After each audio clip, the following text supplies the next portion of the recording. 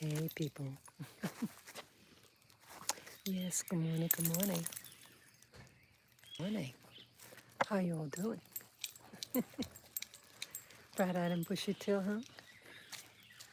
Yes, I have a little laugh.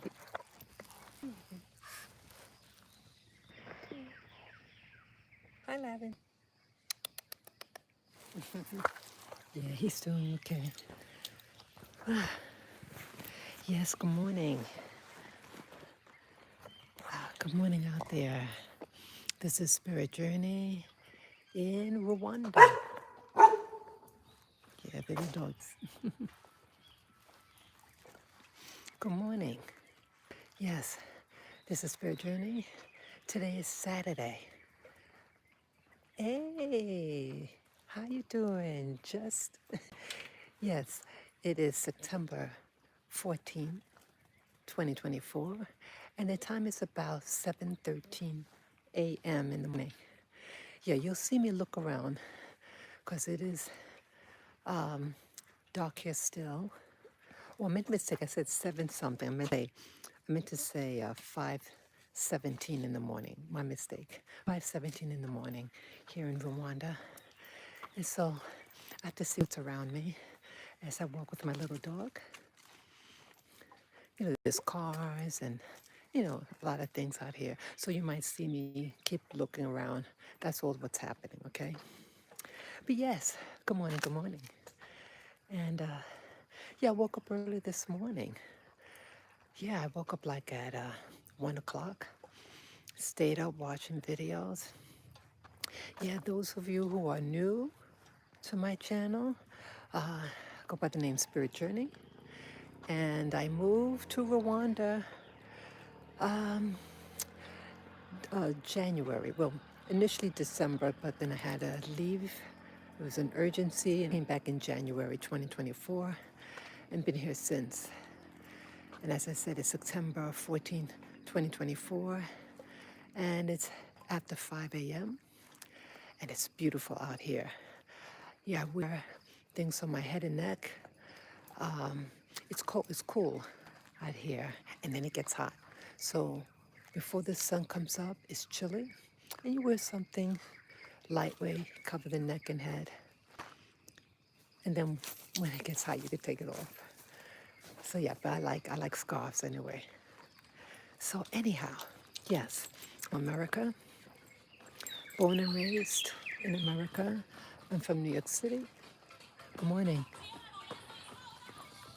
From New York City, and I lived in Manhattan, in the heart of the city, for almost 21 consecutive years, and went down the drain. Yeah, I feel I was forced out. Yeah, this video I want to talk about primarily my thoughts about the crisis, what's happening in America. And some of you may say, whoa, you're not living in America right now. But I have family that lives there. I have family that lives there. And I'm still American. I still care about the people there. And I am sad about the things that I hear. So, yeah, I was watching videos today, this morning, and I want to talk about two things. I hope I can remember. I want to talk about the debate between Harris and Trump, and I want to talk about the uh, Haitian immigration in Ohio in particular. I talk about the Haitian community in the last video I did. Car coming.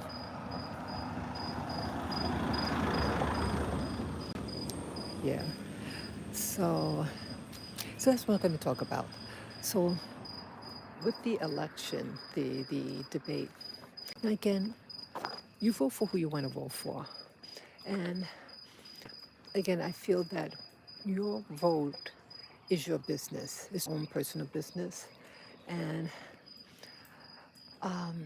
for people to get hostile because someone's political opinion, and want to intimidate them, fight them, is wrong. But I want to talk about now. Many of you know I voted for Trump twice. I do have some concerns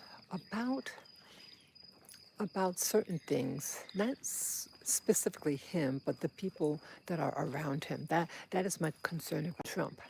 But outside of that, I am a Trump fan, but I'm not a fan about some of the people that are around him.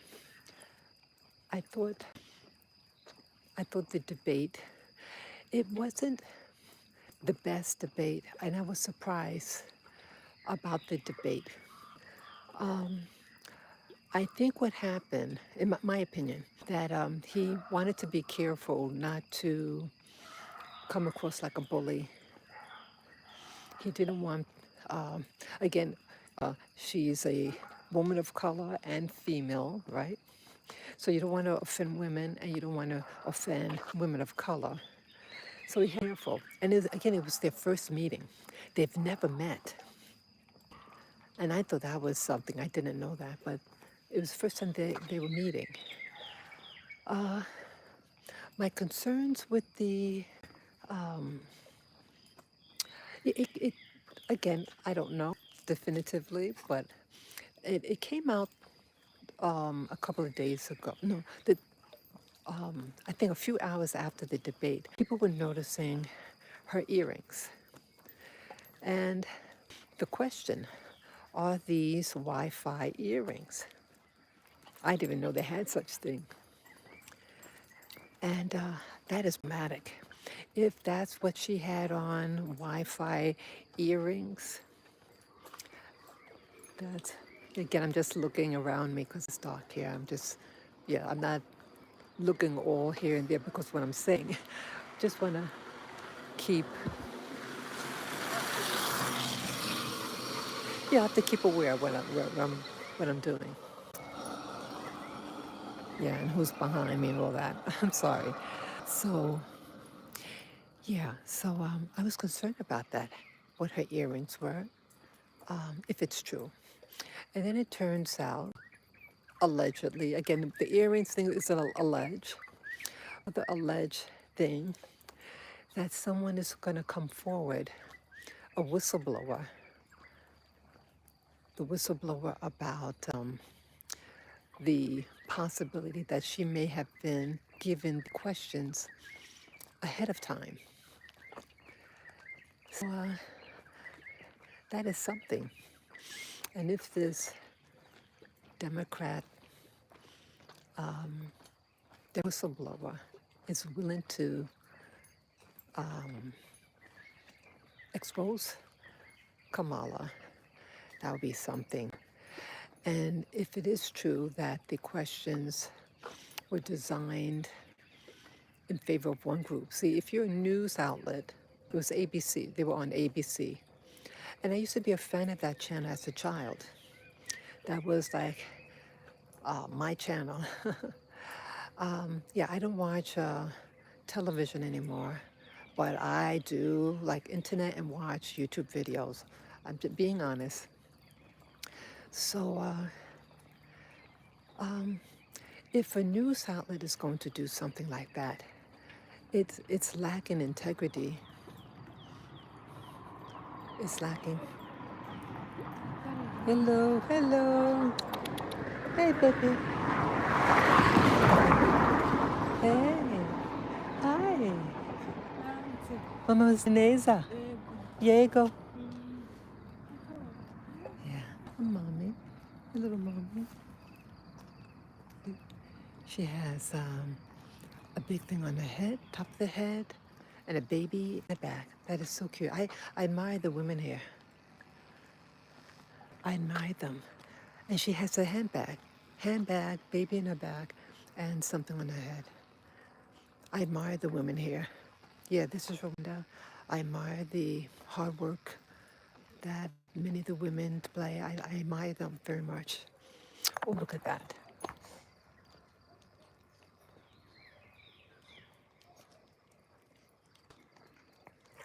Yeah, the sun is slowly coming up. Yes, sunrise is at it was 5:52 yesterday.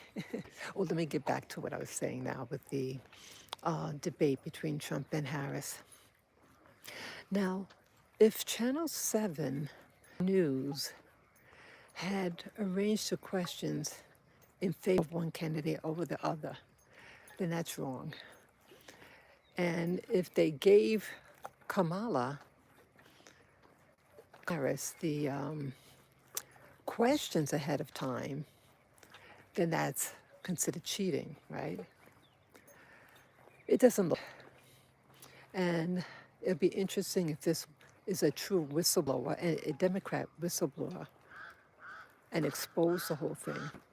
So I wish people were more I wish candidates were more interested in how you're going to help America, how you're going to transform it to something beautiful. And I don't think communism is the answer. I don't want communism. I don't want socialism. I don't like where it's going. And I don't like the immigrant situation. So hopefully we can get to the root of, did she have Wi-Fi earrings on, and was she given the questions ahead of time? This would be very important. Yeah, so we'll find out. I don't care for the current administration because of the results that they are. The results are happening now. This homelessness, a lot of Americans and white Americans are out of work. The COVID was really very hard. It was very, very difficult, the COVID time. Also, I'm not sure if I'm supposed to say that word. But yeah, it was very rough for me. I had gotten COVID last December, 2023. It was mild, but I did lose a lot of weight. And I did feel weak. It took me a while to get back on the swing. Yeah, I didn't like how things were being handled with the COVID.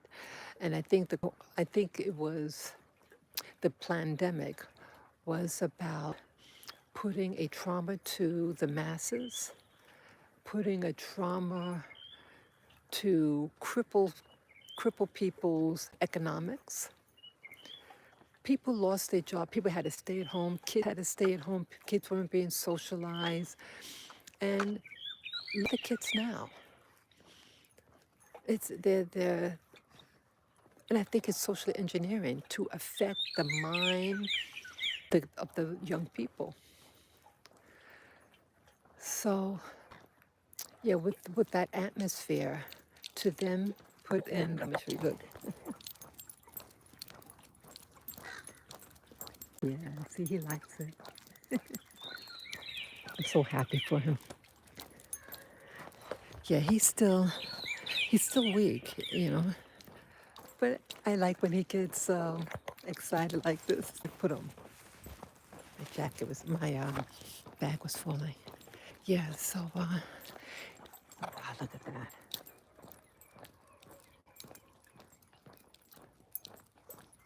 It is so beautiful. Yeah, this is Africa. This is Africa, Rwanda. Okay, yeah, let me get back again. Yeah, so with this atmosphere, this social atmosphere, you had people out of work. You had people who were scared. You had many businesses closing. And then just 2 years after the ban was lifted, you're going to bring in people from millions of people. 10,000 people a month entered New York City. New York City was already taxed. And the behavior of the people, they're not screening them out. It's not about being anti-immigration. It's about being, love your country and want to protect the soundness of the stability of a country. And you don't want illegals. See, immigration with legal, you're going through the channels. you're filling out the forms, you're paying for the visa, whatever. But I mean, I've said this before. It's about social engineering and using the race card, because if you talk about race and the immigrants, I mean, they're getting illegals from all over the world, all over the world. And it's havoc. So with all that, the immigration, the people aren't just being sent to New York City. They're also being sent to, as they mentioned, Ohio. This town, I think was it Springville or something? I forget the name. But anyway, you have a small community of people, 60,000. It's a small town. I mean, I live in a town with millions. New York City has millions of people. And the part of the city I lived in was the heart of the city. It has millions. But millions on top of adding more people who don't have jobs, don't have, may not have the type of skills for New York City. It's fixing the people. So again, with Ohio now, I heard some things about Ohio. Oh, what was it now? Yeah, I was concerned about this other element with the immigration. Now, they are given, yeah, that's little Tom. His name is Tom, the little dog. I've met the dog, yes, he's very He's a sweetie, actually. I met him. I met the owner. Yeah, okay. I met the owner. He's a cute. He's a he's a sweet little dog. See, he thinks we're gonna walk over there. Yeah, Tom, I'm okay. I'm over here, Tom. See you, Tom. Yeah, he's a sweetie. Yeah. Sorry about that. Yeah, okay. So, I'm sorry I got distracted there. So what was I talking about with the Ohio? Oh, brother. Oh, okay. Yeah, yeah, you too. Yeah, we love you too. We love you. We love you too. Okay. So, some things, there was a concern. I think a very important concern that I just found out about. There was a witness to, he's a American, white American, and he serves the homeless community of that part of Ohio, the town. And so he was sharing his experience as someone whose commitment is to the homeless. He went to a store, and in the store they sell weapons. And there's a person speaking Creole, most likely was a Haitian immigrant. He was able to purchase an AR styled weapon. When he went to purchase it, the cashier, whatever, made some phone calls. And she says, look, I have no choice. My hands are tied. I have to sell to him. They presented this federal card. People, if they can do this, if you are a legal alien or a protected ethnic group, yeah, they've been going there to that part of Ohio about 4 years, 4 or 5 years. I think 5 years. Their president had got assassinated. And the U.S. was indirectly involved in that. So I guess the politics sorry, politics. Well, we're behind the coup, or allegedly backed the Colombians. I guess the mercenaries, whatever, and gonna, sorry, back them. And yeah, they popped them, and so they bring them over here. Now they're a protected group. So whether they came in legally or they came in, did the paperwork for that they're refugees, who knows? But either way, I heard Kamala talk about that. They were permitted to come in. The first time was about 50,000 and then 100,000. I don't know whether the total 100,000 or in addition 50,000 plus an additional 100,000. That I don't know. It wasn't clear. But either way, they're given a money card. They call it the magic card, I heard.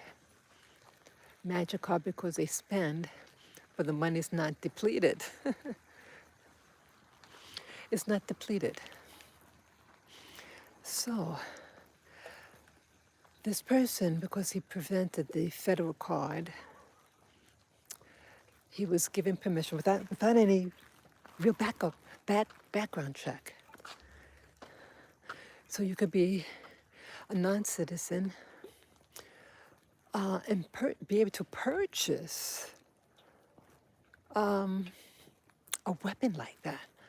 Now, why would he need an AR style handgun, weapon?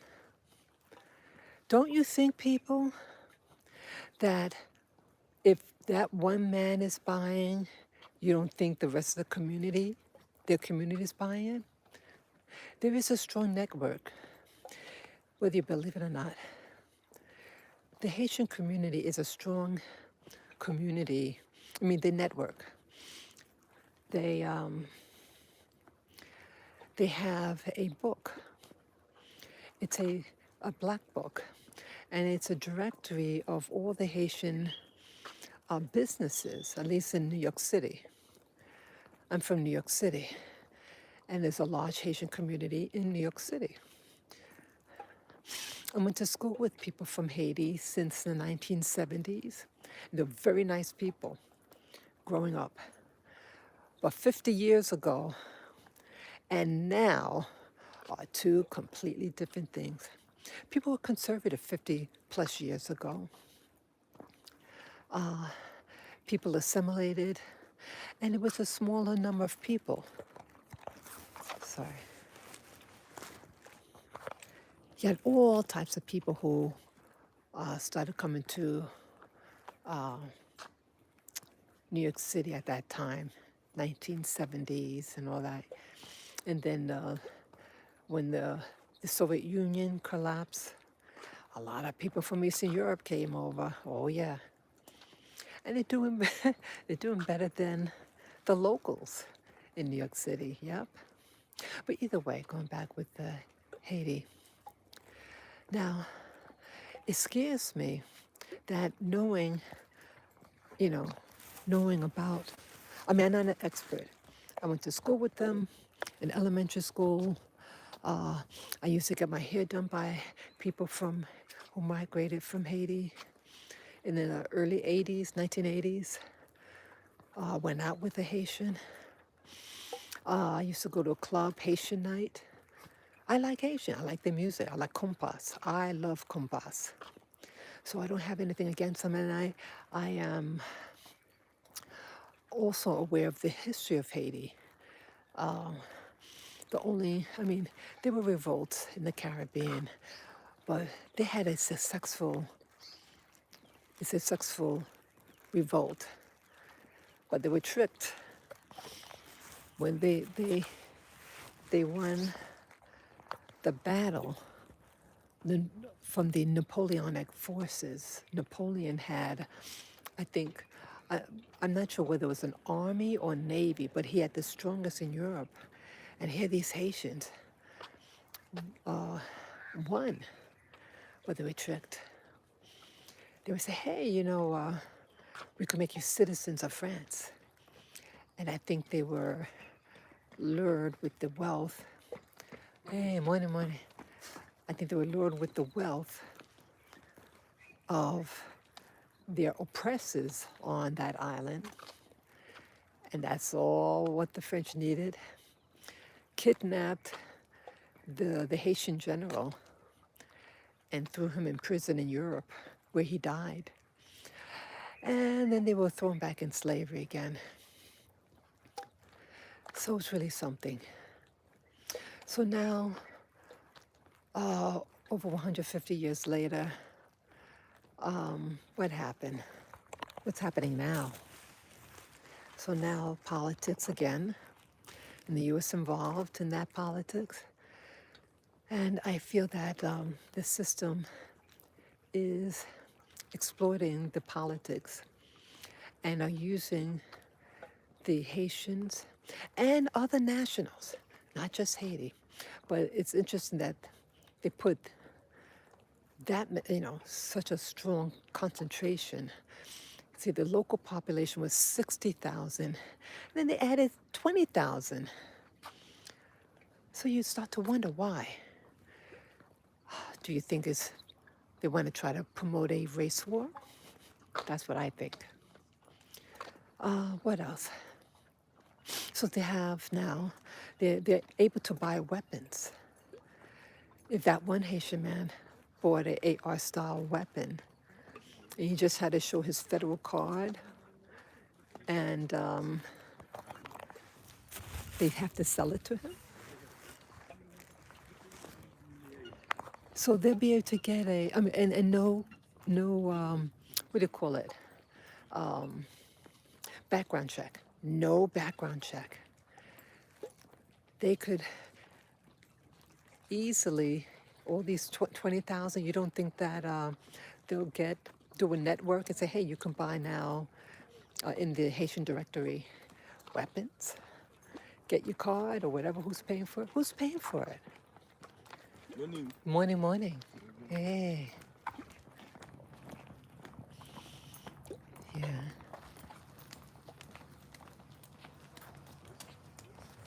Yeah.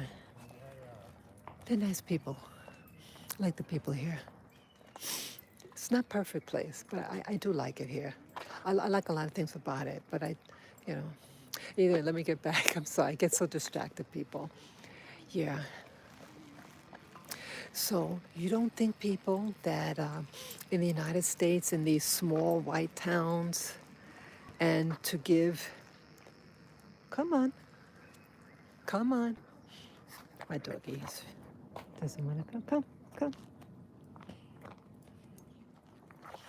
Sorry. You don't think that the people are going to network and say, hey, we can buy weapons in case they try to harm us? Who's going to be protected? I mean, U.S. citizens need a background check if you're going to buy a weapon. And you have to be a certain age. You have at least 18 years of age. So we have all these military age people. You don't think that word is gonna get around, hey, we can get weapons? You don't think they're gonna use it? I mean, that they're gonna go get some. The government's paying for it. Our tax dollars are paying for it. I just heard about this today. This guy reaches out to the homeless, and he in that part of Ohio. So that's how he found out. He was in the store. He lives in Ohio, that town, and he was in the store, and a Haitian person wanted to buy a weapon, an AR-style weapon. And how if you're a refugee, where are you gonna get that kind of money to buy that? It's a question, and I'm just saying, hey, America, you better wake up. You have to wake up because things are being done right in front of you. They're getting really bold. And it's a damn shame that during the debate, Trump and Harris debate, why the interviewers didn't ask her these questions. How could you give illegal alien protective status and allow them to buy AR-style weapons? And here we had another, the assassination attempt against Trump. And whether you like him or not, that's not the issue. That someone, if they don't like your politics, or they want their political cronies to get in power, to X them out like that is evil. And if they can do you, regardless of your political party. And that frightens me. So you have all these military-age people and men, a lot of men. And I doubt it's just one ethnic group that has that federal card and be able to go to the gun store and purchase a weapon like that. Somehow, like in New York, you have people mostly from, they're from all over the world. They're from Venezuela. Hey, Mamute. Diego. Yeah, they're from, what was that? Costa Rica. No, Venezuela. And how they're in such a bad state, how are they able to afford the motorbikes? People, see, it's happening live. They are weaponizing the people from these other countries. They're not assimilating culture, whatever. They're not meant to. But people in the current administration are allowing this to happen. They hate America. They hate us. They hate the veterans. They're not giving us veterans these we'll call magic cards and an endless supply of money. They're not doing that. And here you served the country. So why is this? Why are they showing favoritism? Because they hate America.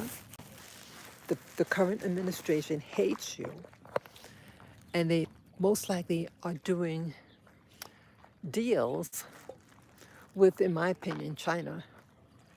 They're doing deals with China, but always talking about Russia. And it has nothing to do with Russia. China. The pandemic that happened in 2020. How come when I was watching the TV, the internet, my dog. When I was watching the internet, you saw the people in China on the floor acting like a fish out of water. Remember that? They were kicking and fluttering on the floor. Well, if you look at the statistics, how many people died in the course of the pandemic? At one point, no one was dying in China. What made you think everybody was dying? But when you look at the statistics, they weren't dying, but we were dying here in America. See that? So something is up. A lot of the institutions now in America, at least in New York City, surprisingly, or like in the VA, the people who are heading them, some of the departments, are from China. And they weren't nice. They were bizarre. I told you the story. Very bizarre. Yeah, I believe I've been going to that VA hospital for over 20 years. So it's something I just went a day ago, only one time. I've been going there for 20 something years. Yeah. I said, what's going on? All these weird behaviors of the new employees there that run departments. They're destroying our country from the inside. They're getting the top jobs, managerial, supervisory positions, decision making, and they put their sentiment upon you. I remember how I was feeling. I said, boy, why are they treating me this way? Yeah. They couldn't get Americans to fill those slots. They get them from Eastern Europe, and now China. And this is not against China, Chinese people. I like Chinese people in general. In America, I like Chinese food. I like them. But I'm not into the government. I'm not into the government there. I'll say. Yeah, the government in China and the regular people. No, come. Sorry. The government and the regular people are two separate entities. But I feel that it looks like that they are doing a new type of warfare against you, against America. Yeah, you don't need a you don't need a bomb. You need people. And they're getting the people. They're getting military-age people, having them go across the border, and then setting up that, giving them protective status. So here, events in New York are living on the street. They're not given magic cards, as Haitians call it.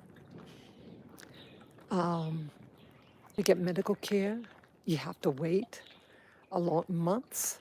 When I was there in New York, they said you have to wait 4 months to see a particular person, to get to be seen. I can wait 4 months, and I didn't want to go back to the VA hospital. Yeah, they were getting weirder and weirder. Yeah, the rates. What do you call it?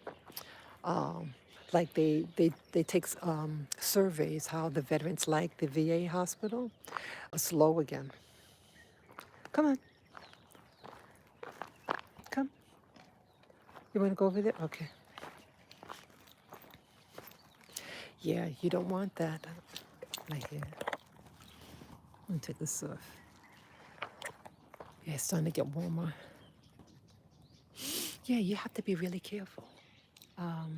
Yeah, they're trying to destroy you from within, passing laws, making it seem like they just want to help people. No, they're using these military age demographics, males, single males, and use them to destroy you. That's what it's all about, people. I speak the truth. I speak the truth when I got the news about the car, the where they get money for the car. I mean, for the weapon. Yeah. Yeah, they're a very tight community, the Haitian community. Yes, they are the poorest demographics, nation on the Western Hemisphere. But then that is because the embargo that was placed on them. So they're using America's enemies, historical enemies, to destroy America. And I'm very sad about that. Yeah, again, you have very good Haitian people, very good hard work, and I went to school with them, as I said. Dated a guy from Haiti. Come on. Yeah, I saw how they work. They're hard work, and they're going to go into Ivy League schools in New York. Oh yeah, they like good life, nice clothes, nice food. They socialize, at the club. They're really nice. They're well behaved. But from back then in the day, 30 years ago, 50 years ago, are not the same people today. So I'm very afraid for America. I saw that, and it wasn't something that just happened overnight. In general, with immigration, immigration has been happening. The trend of pushing out Americans and putting in place, replacing them with people from mostly Latin America. Like initially, they used the race card. Oh, if you don't hire, you're just being a racist. No, it's about why these people who are just coming in now, they know why they're there. They know they don't like me. Yeah. And it doesn't matter if I look like, hello. It doesn't matter if I might look like the migrants. I'm not a migrant. It doesn't matter. Once you open up my mouth, they know I'm American. And the competition, the competition, they mistreat you. And I noticed that trend in the early 2000s. Yeah, they're not there to, they're not your friend. And I thought, back in the 1980s, I had friends from all over Latin America. Had a party. Everybody was invited.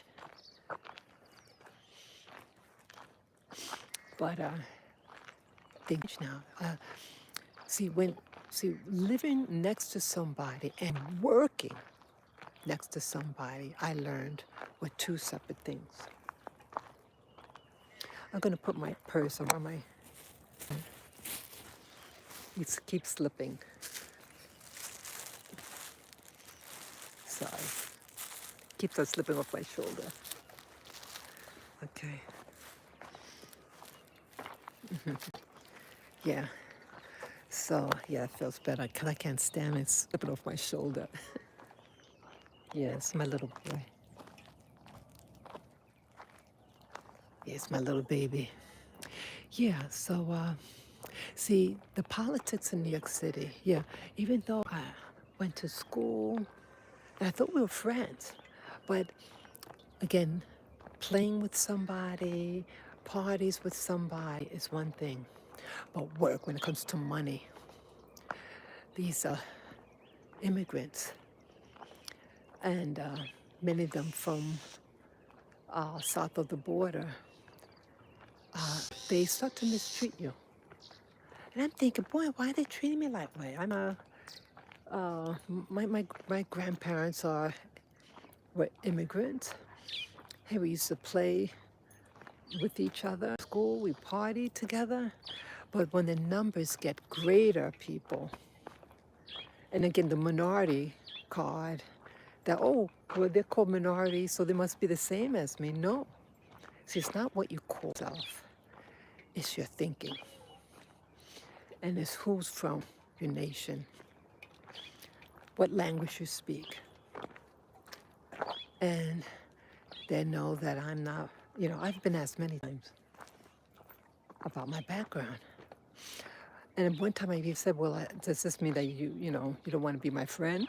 I said that once, something like that. To me, it didn't make a difference where you're from growing up. But I saw that the more and more migrants that you had, the more aggressive they were becoming, more territorial. That's the word.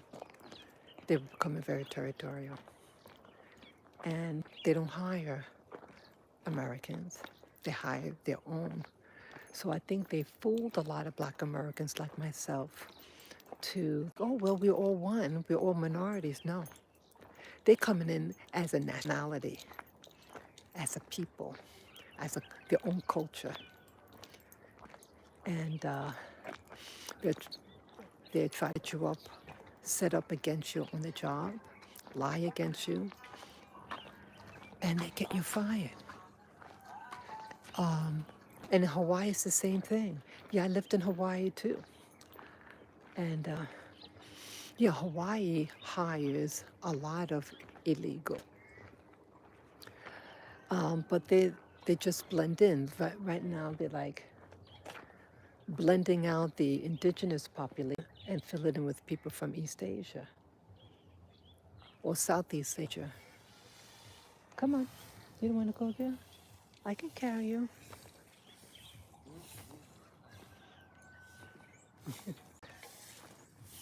Yeah, come on. I'm sorry, I had to. A lot of things going on. Come, come. Yeah, you can go pee pee over there. Yeah, so what's happening, people? Hey. Yeah, so people are changing and people are getting more and more greedy. Yeah, there was a lot of greed in Hawaii, a lot of discrimination, in Hawaii. And you know, they have more illegals from Mexico than you have American blacks that live there. Just saying. And I was there 23 years ago. That's when I left. I was there for almost 3 years. Yeah, and I got fed up. I got fed up. And yeah, people are being tricked. And the politics, people are doing things for money. Even I'm getting off the top and talking about Hawaii now. But yeah, but it's all related. The governor of Hawaii, he arrived, I left. Again, I don't know him, never met him. But what they do, see, they put it in that the socialism in Hawaii too. Come on. Yeah. What they, the guys, they get some of the guys there. They marry a local so they can make sure you have kids. You have to have a local kid now. He gets into office. He applies for the position, governor. He runs for office, I should say. He ran for office. Here you go. He applied for office. Ran for office. And he got in. And he doing things to hurt the the people who live in there. Remember that fire? He mysteriously decided to go to the mainland for his daughter to go to school. And the other people there, how they all played dumb about the fire. Come on, come. Look at that twig, you got a twig. Sorry. Yeah, they're playing dirty, even in Hawaii. Sorry. Yeah. Yeah, see, they start in these places that have a high concentration of people of color, surprisingly, like Hawaii. And they burned the whole city down. Yeah, see, this is just a taste of what's going to happen. Oh, it has happened in America. In California, remember the fires there? There were fires, remember? And all these mysteriously, trees burning from the inside out. I'm sorry, my nose. Yeah, people. See, they want to destroy the cities and replace them with 15, what do you call it, 15-minute cities. So it's like a little prison. You have to stay within 15 minutes, driving time. Yeah. It's like a concentration camp. So they're doing it in Hawaii. Yeah, they're doing it in Hawaii. And I used to live in that town. I lived there. I lived in Lahaina. It was a beautiful little town. I felt safe. and they burnt it down. Yeah, they used, it is believed that they use microwave weapons to destroy the town. And then they didn't ring the alarm. We didn't turn on the alarm when the fire started because we didn't want people to think it was a typhoon. Well, people could, you know, let them hear the alarm and then investigate what's going on. They'll smell the smoke. Yeah, that's murder. They murdered those poor people there. But it's interesting. I didn't realize how that even the politics there were. I mean, things that happened to me with the general population. Again, there were beautiful people in Hawaii. I met some wonderful people. But I'm sorry. I'm sorry, my nose is it's a little cold out here. So again, it's not about the indigenous people. But again, Hawaii is a state. Just like New York is a state, California or Florida, they're states. And you have people there. And you have politics there. So it's unfortunate that all those lives. So they're people who are in government now don't care about other human beings. That's why I'm bringing it up. So whether you're in Hawaii, the Aloha State, get in my bearings. Okay, just getting my bearings. Yeah, people. It's just a sample, a taste of what they're going to do to you. What they did to Hawaii. They made the fire so bad.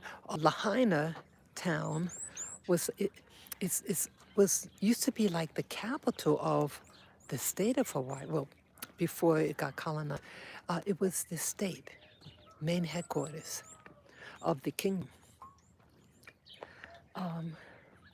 Yeah, and economically, on Maui, Lahaina was the town, boy, the money town.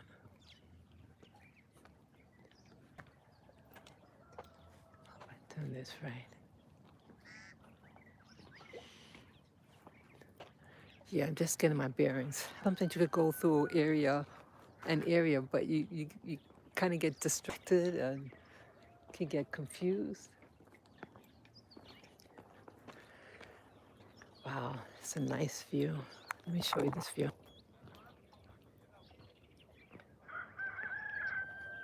I like walking early in the morning. It's beautiful.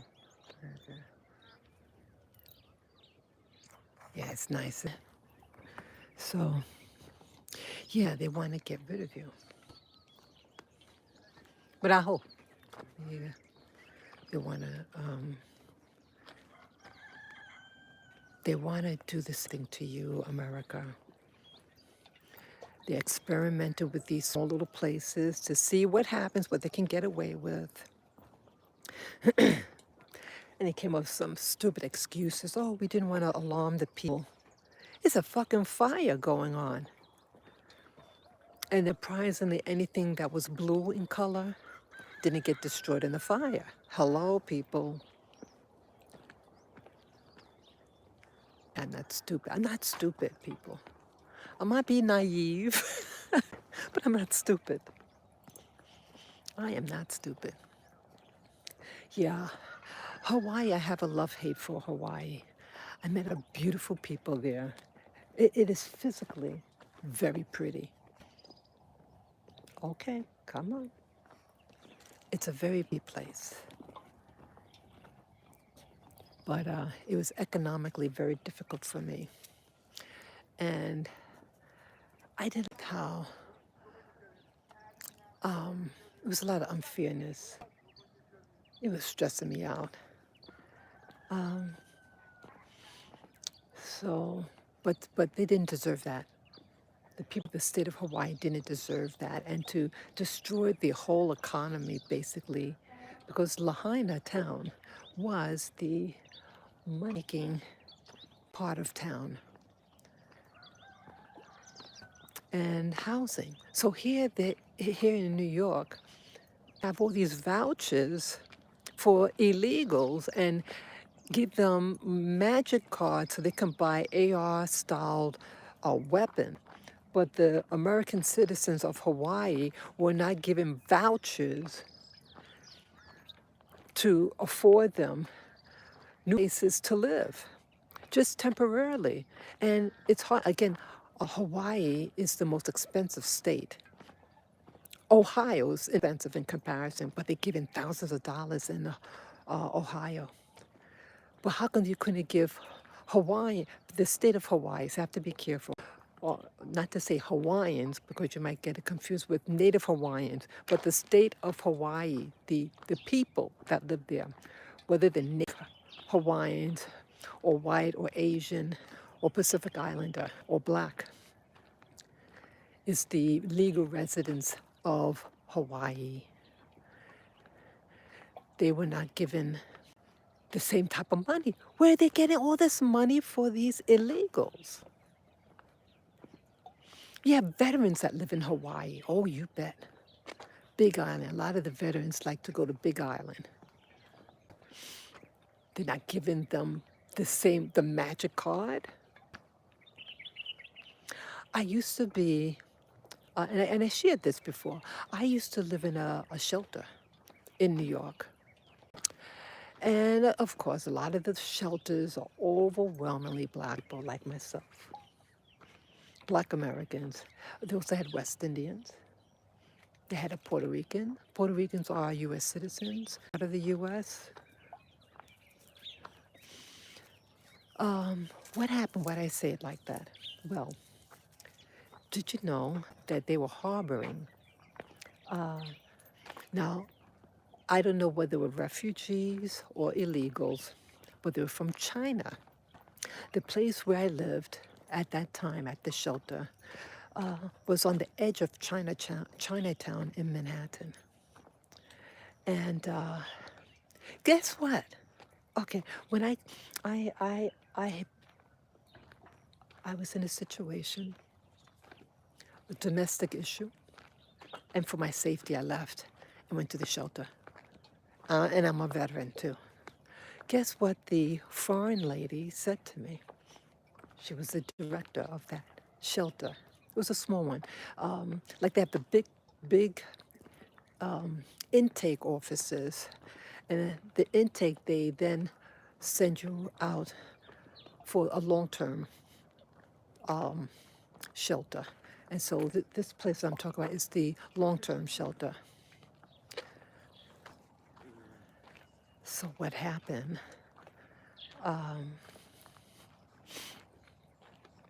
Sorry. So what happened during the interview? And I just had my clothes on my back and my purse. And the lady says, she's a Cuban lady, light skin, Wani. She's a Cuban woman. And she says, you don't get a job by the end of this month, we're gonna throw you real nasty. Oh, so much for love and affection. And then I found out they had those two illegals, and they were nice ladies from China. They didn't have to get work. They didn't have to follow any of the rules. Hear me out. They didn't have to follow any of the rules there for that shelter. They had their own separate rules. They did what they wanted to do. They didn't have to eat the food that we ate. They could prepare their own food. What else? Yeah, they didn't have to get a bank account. Yeah, for me to live there, you had to have proof that you got a job and a bank account, and you had to prove that you were putting in the X percentage of your money every payday to your bank account. And you had to show over time what the balance was. Hello, Mama Mutse. Yego. Imga. Okay. No, I'm sorry. Yeah. Yeah. Bye-bye. Enjoy your day. Enjoy. Miri Gwe. Have a good day. Bye-bye. Yeah, yeah. Yeah. You speak Yeah. Rwanda? Not good. Yeah, so what happened? Yeah, the people are very nice. I like the people here, basically. Nice, man.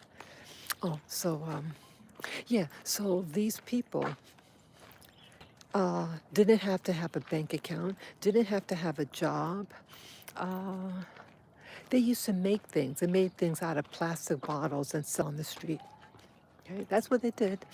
And someone saw them stuffing their body with bills, no taxes on it. Yeah, they were stuffing their bodies with their clothes with money. And there was an incident that happened, and they said they're going to leave. They wrote a letter to one of the ladies there that they're going to go back to China.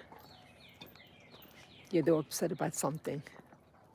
But so here you have a foreigner from Cuba, one of those very light-skinned Cubans who hate, a lot of them don't like black people. That's a very African island, Cuba. They forget their black roots, and they don't like to be reminded what they are, many of them. Many of them are like that. But if you have money, they don't mind marrying into you. But they, it's just my experience with them. But either way,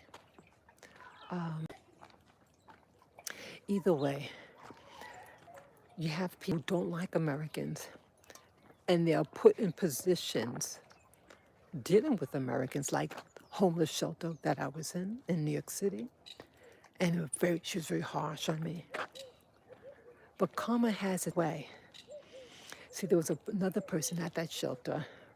She had mental problems. You have a lot of mental illness. And she had lied on me, but there was another incident. She lied on the director and another woman there at the shelter. And then the same Cuban lady comes to me and says, "Oh, do you have a complaint about her? Oh, you don't even have to put your name on it. Just write a statement. You don't have to write your name on it." Hell fucking no. Hell fucking no. Yeah. No way. No way, Jose. Yeah. See, they hate you. A lot of these immigrants, when they get in a position of so-called power or authority over Americans, they use it against you. But anybody else can come in.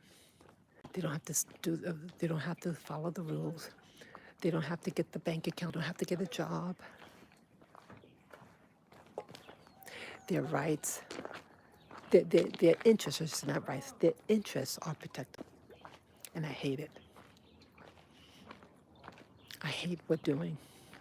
Well, I hate what corrupt people are doing.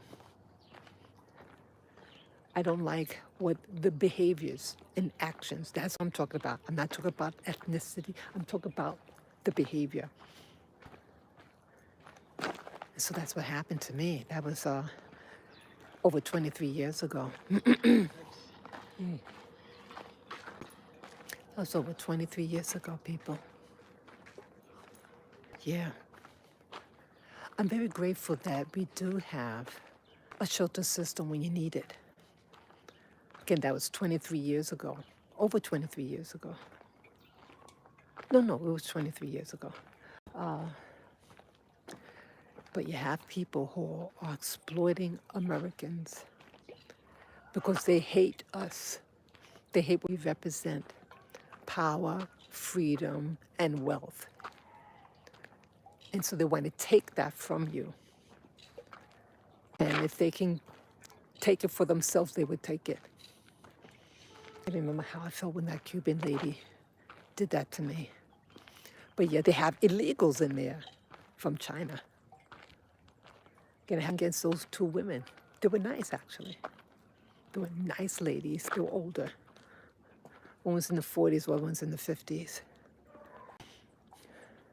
Yeah, they treat the newcomers better, and they're doing this on purpose as a mental warfare to make you feel. See, that's part of war, is to psych out your opponent and try to psych you out, make you feel like you don't belong. And that's how I was starting to feel in America. I was born and raised there, and a veteran, honorable, separated. And they're making me feel like that I don't belong, that I don't deserve help. They're not helping, as I said, the people of Hawaii, the state of Hawaii, beautiful Hawaii, and giving illegals a magic card so they can buy AR-style weapons. Why are they bringing in all these military-age people? Because they're going to use it against you, America. It's a psychological war, and they're going to use it to the max. The current administration would do anything for power. Maraho. They're going to try to win this election. They already tried to assassinate Trump. See, they're getting ugly and desperate. Allegedly, she had the earpiece on. Allegedly. Allegedly, she was given the questions that they're going to ask her. And they're going to fact check Trump, but not her. Even though she lied about certain things, they didn't fact check. And the lady, almost forgot, the lady that was interviewing Kamal, the guy, oh, coincidence. They're from the same sorority. Oh my God. Did you hear that? It's a conflict of interest, people. You're going to get a sorority sister to ask her questions and to give the question allegedly ahead of time. Yeah, these, I'm not sure if that, just check it. Wasn't sure what that was. Okay. It's okay. Yeah, I thought it was a door first. Yeah, it's okay. I want to show you that overlook. Look at there. Now, isn't that beautiful? Isn't that beautiful, people? Maraho. Yeah. Maraho.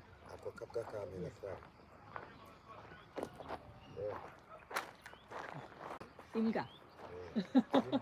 Inga. Yeah, look at that. Yeah, isn't that gorgeous?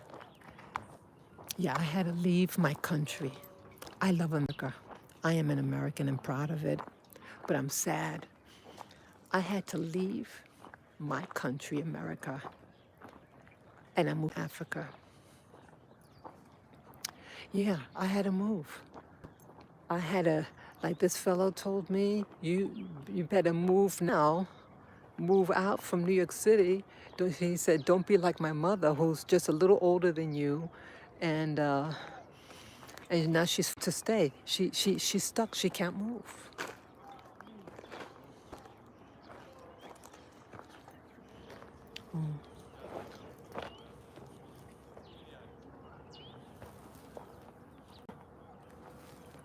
Good boy. Yeah, you have to be real careful here. Let me just get through here.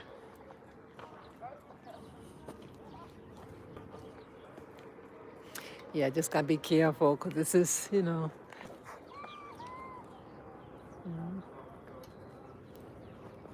yeah, to be careful.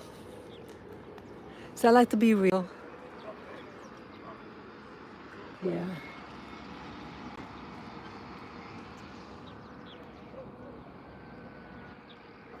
Yeah. This is Rwanda. This is Africa. In Africa. No, don't eat the dirt. You don't do that. Little boy. Yeah, so I'm sad that I had to leave. I didn't feel safe. The people that they have, the migrants that they have there, they're getting these young dudes.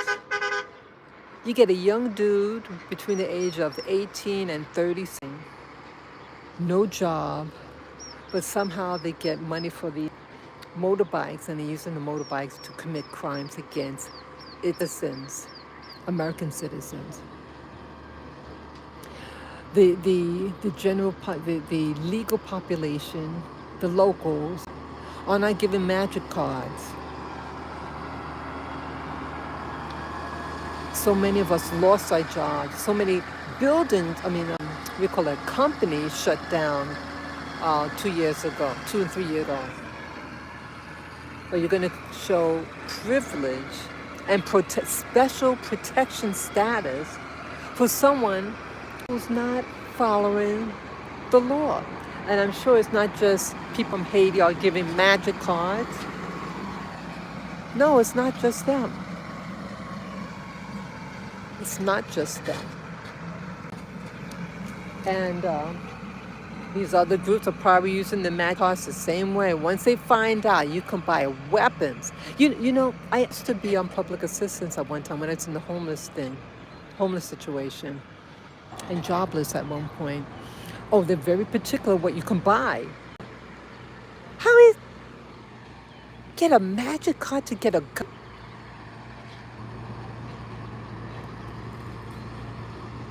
How is that? How is that?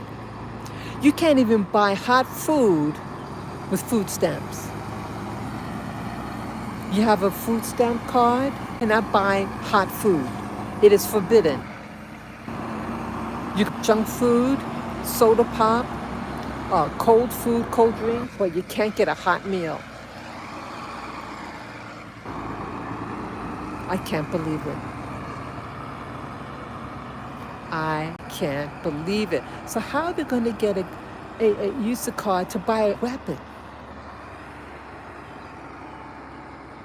People were being fooled.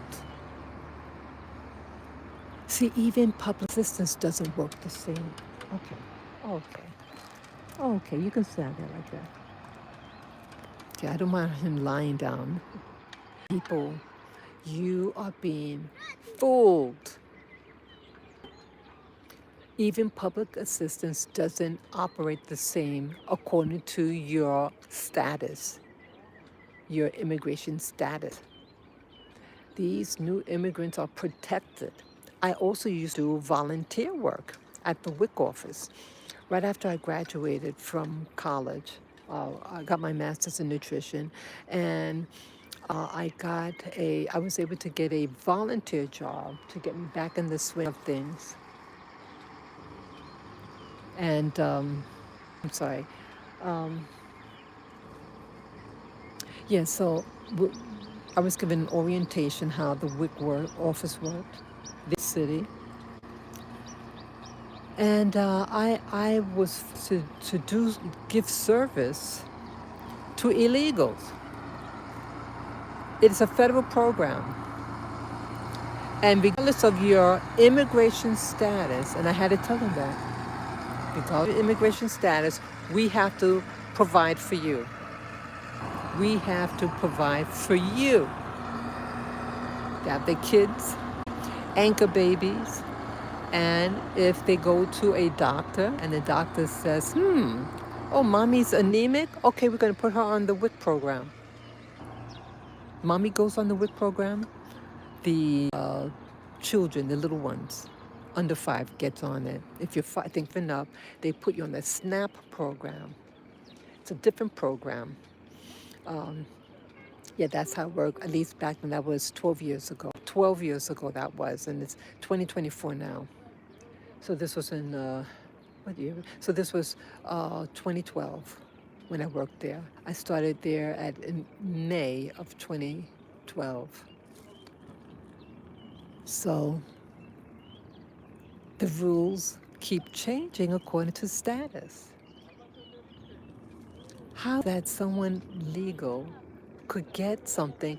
So it's not fair that you're getting a benefit. Isn't that fraud? Isn't that considered fraud? They don't have to pay it back. People, they don't have to pay it back, but you have to pay it back. Oh, look at that. That's a plane.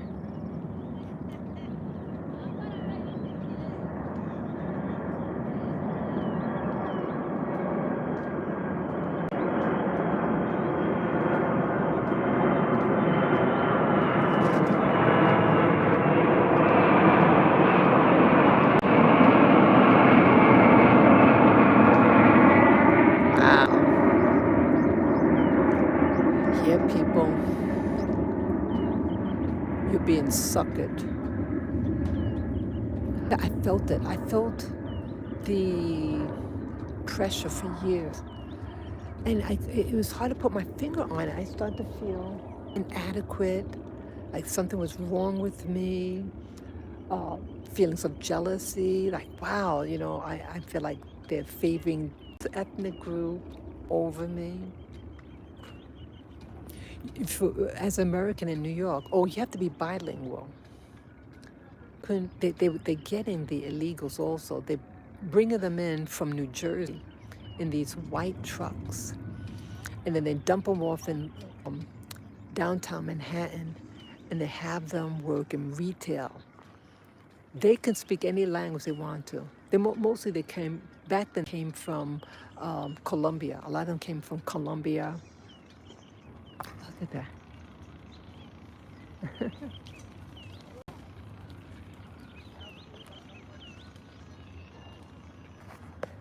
Is that cute?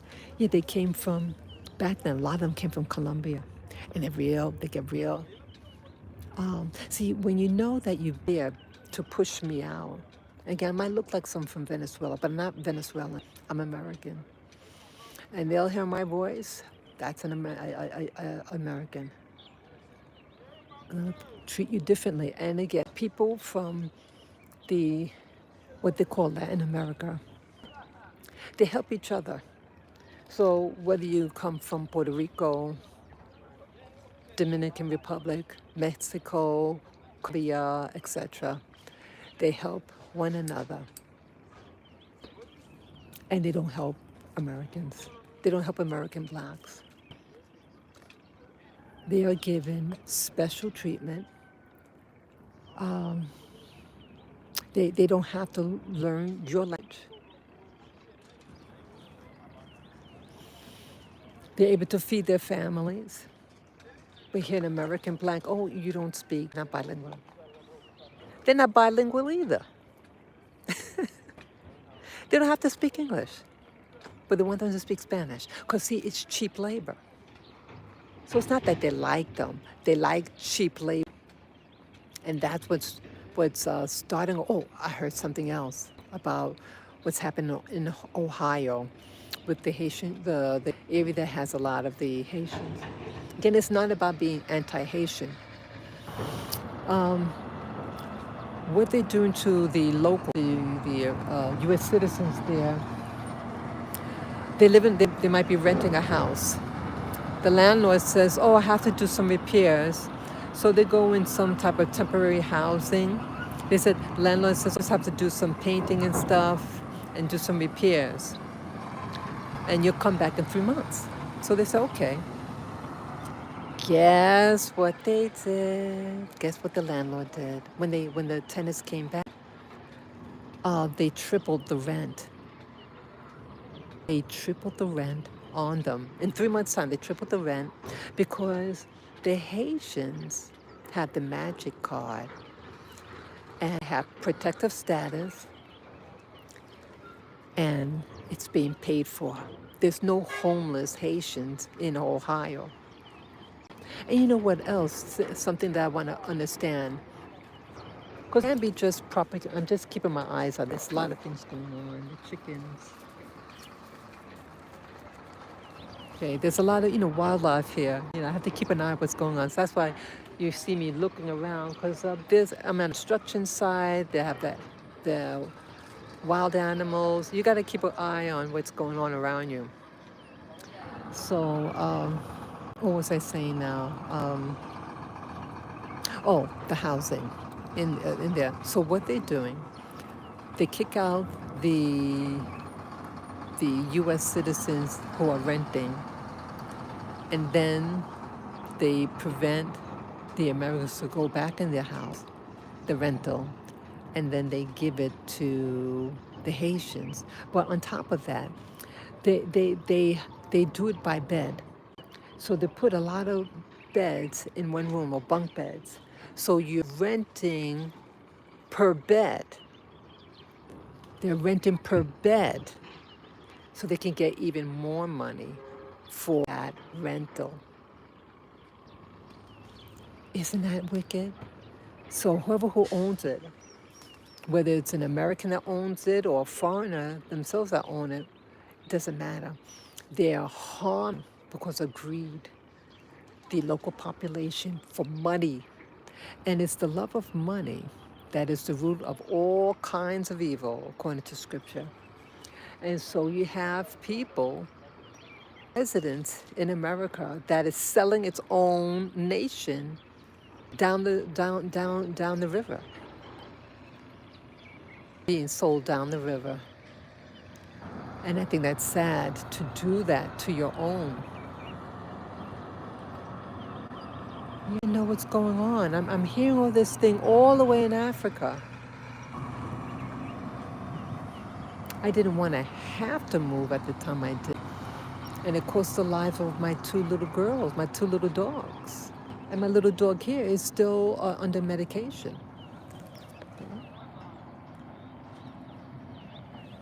Yeah, yeah, he's not the same. He's not the same. He's still recovering. I mean, he's getting stronger. He gained weight. I'm not about that. But he's not the same. Yeah, it is very sad, people, what's going on. The chicken is trying to get, the chicken's trying to get the corn. Okay, now it's what? Maybe he knows I'm watching it. Okay, yeah, it was jumping. He was trying to corn. Yeah, I got to keep my eyes out. It's going to go, I think, going again. It's going to jump again. Watch him, watch him. See that? See, even they have common sense. They know keep on trying, they're going to get it eventually. And the migrants, they're going to keep on trying to get here. Oh, that's something else I wanted to kind of balance out my argument here with the Ohio situation with the Haitians. There's a couple who had a child that died in a school bus. Many were injured in that bus. The bus turned over. The school bus was hit, also got in a traffic accident with a Haitian driver. What a loss! It is a tragedy, but they went on media that it was being televised. I understood them. Their argument was, do not use the death of their son to promote hatred. And they have a point there. I understood them. They said that there's a lot of hate that's being spewed out, and they don't want that to happen. And they have a right. They have a point about that. Because sometimes when a tragedy happens, you have people who might say, well, see, because of these people, this and that. And then might be a legitimate complaint start to turn into what might come across as racist or biased or bigoted. And they have a point. And Like the thing about animals being eaten by, the cats being eaten by the Haitian immigrants. Now, that sounds bad. That does sound bad. But my question was with that, not when I got to thinking, and I did talk about that. If it is true, I mean, I have my pets, and I used to have cats in the past. I wouldn't want someone to eat my pets. But the argument is this: if they're given their magic card and getting all this endless money, they wouldn't have to go and resort to eating wildlife.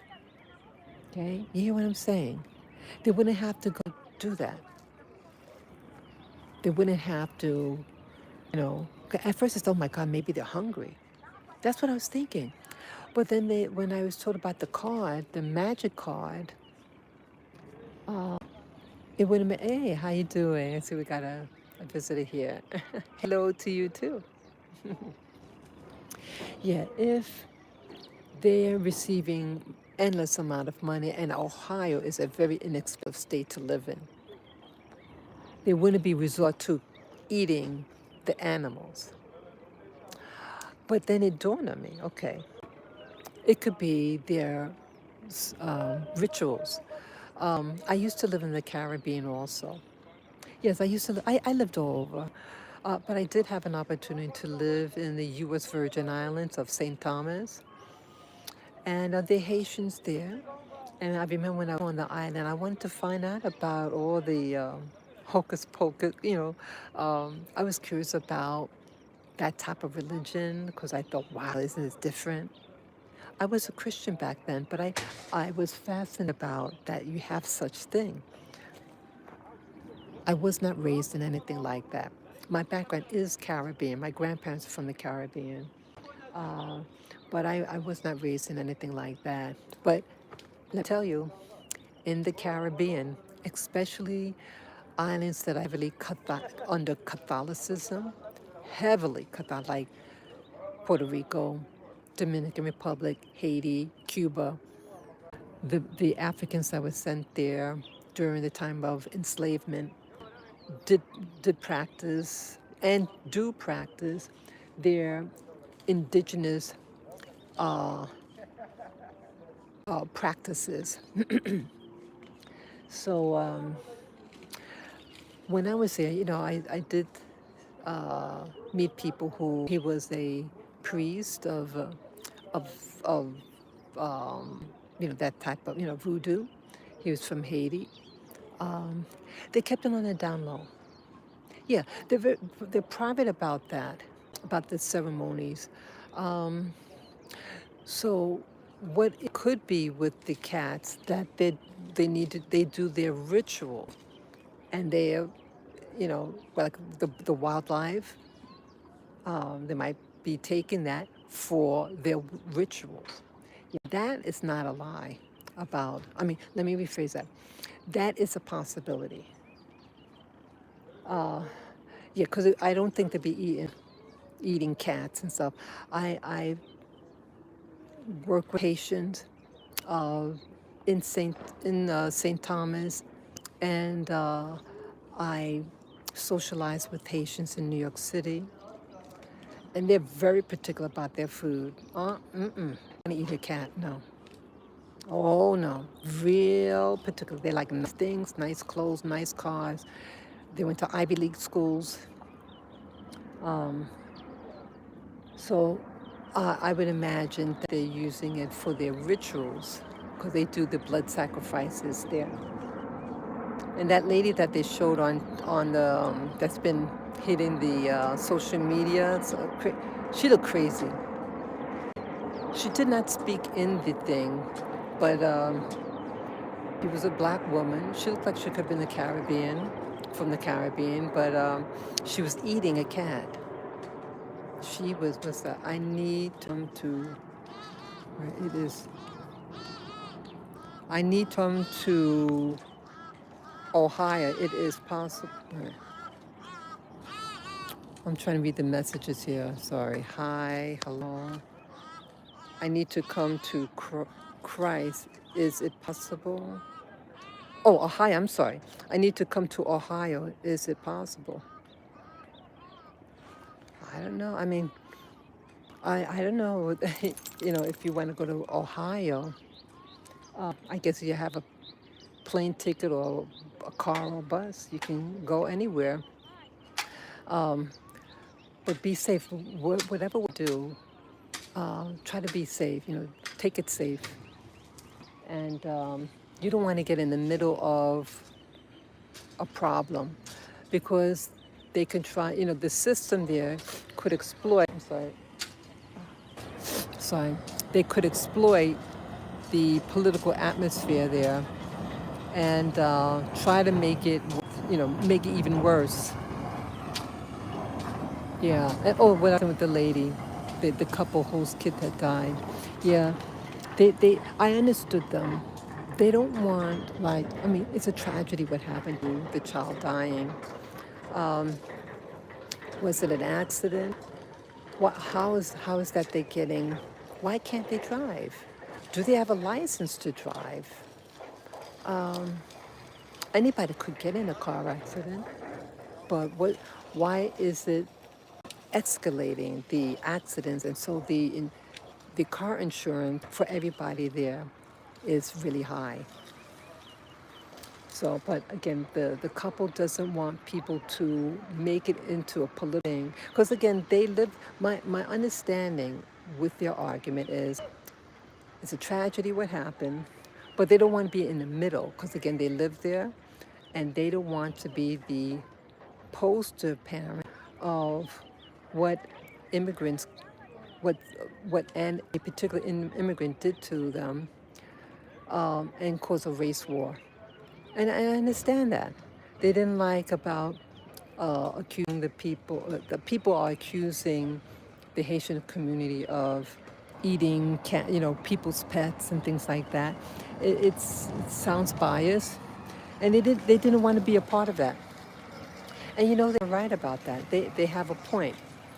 They don't want people to. You don't want to stand out. You don't want to stand out. You don't want people to say, "Hey, because of that couple, everybody now is angry at us." They don't want that. I wouldn't want that on myself. I wouldn't want that attention on me either. I wouldn't want that, you know. So yeah. So it's like you're grieving, but you don't want in your you're grieving for somebody to take your situation and start something or to encourage militia groups, whatever. I wouldn't want that either. Have to play it safe at times. Speak out, yes, if the person was a drunk driver, whatever, speak out against that which is wrong. But when you then spin it, what could be a genuine concern, people, can get twisted and it made into a racial issue. Yeah, and I caught myself when I heard the argument. It they have a point. And be really careful because it can turn. It could turn out. You think it's about just about immigrants, and then it can turn into hatred against people based on their race or nationality. Yeah. So so that's what I have to say about that, people. Yeah, maybe I should start going now. Come, laughing. We're gonna go now. You wanna go? Come on, let's go. Come. Yeah. Yeah, I've talked to you long enough. Take my go down there. Yeah, people. Yeah, I have to be careful what I say too. But there are things that are going on. There are things going on here. To be careful. Let me just get out here.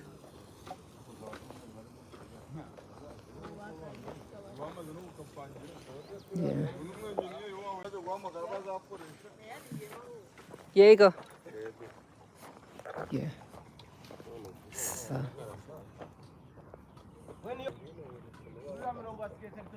Yeah. So yeah, I feel. Oh, I almost forgot something about the driving. In New York City, there are a lot of Haitians there. I got hit by a car by a Haitian, and the likelihood that she probably didn't have her papers. Let's see. Wow, a beautiful puppy. I love that. Oh, yeah. Thank you. Thank you. Yeah. Yeah, he's a big boy. He's 11 and a half years old. Well, I have to find where that road is. Okay. Here. Yeah, they're doing gardening here, but there's a road I have to get through. Okay. Yeah, I have to be real careful, people. Okay. Marajo. So,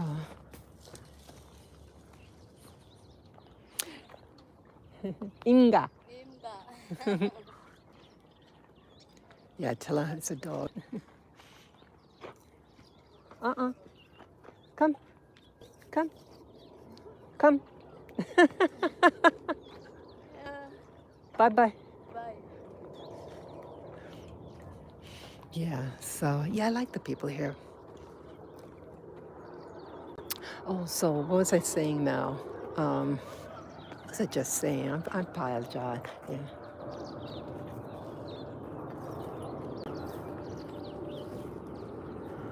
Yeah, I forgot what I was saying. What was I saying? I know, so, the driving.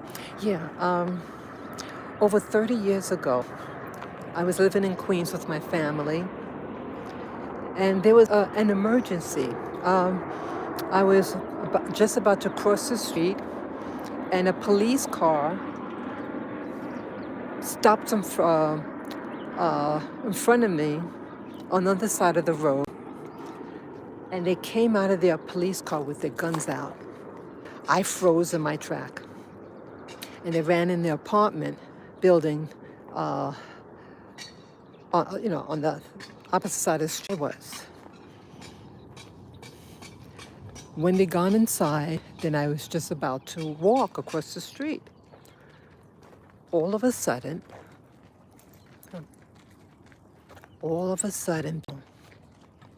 I found myself on the ground. You heard me right. I was on the ground.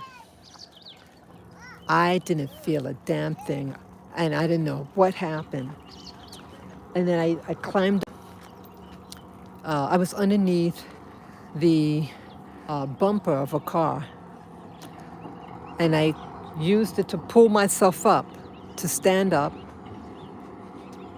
And it was a Haitian lady, because she was speaking in Creole, Haitian Creole. She didn't get out the car. She didn't pull down the window.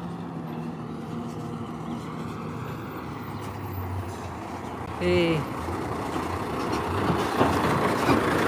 She didn't see if I was in distress. Nothing. Now let's move over here. Nothing. She hit me with her car. On the ground, doesn't try to get up. When I got up by myself, the lady is yelling at me in Haitian Creole and then drove off. This happened over 30 years ago. Could you believe that?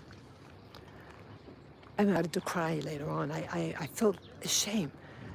He said, why should you feel ashamed? But I felt like my life wasn't valued. I felt like you just hit me with your car and just speed off. You have people from areas in the world, if you jeopardize their ability to make money, like a place like Haiti. Haiti is the poorest country in the Western Hemisphere. It might be the second poorest country in the world. And you're in a cozy Queens, New York, in a community, a lot of them there in New York, and they help each other, they network, and then and then to be in a car accident, they're not going to wait for the police to come. It could jeopardize their ability to stay in the country, money to pay a fee, or you hit somebody, or you didn't have a license. They're not gonna wait. And that happened to me over over 30 years ago. Yeah, yeah, I think it was, yeah, almost 40 years ago. It might have been 35 years ago, about 35 years ago. Yeah, so these things, people, see, I understand both sides. I understand being from New York City and seeing the culture, yeah, I lived in an area where a lot of them went to their salon. I bet, they're hardworking people. But not everybody's the same. You have bad seeds in every community. And when you have a desperate and hungry person who wants the good things in life, they'll do anything to protect it at your expense.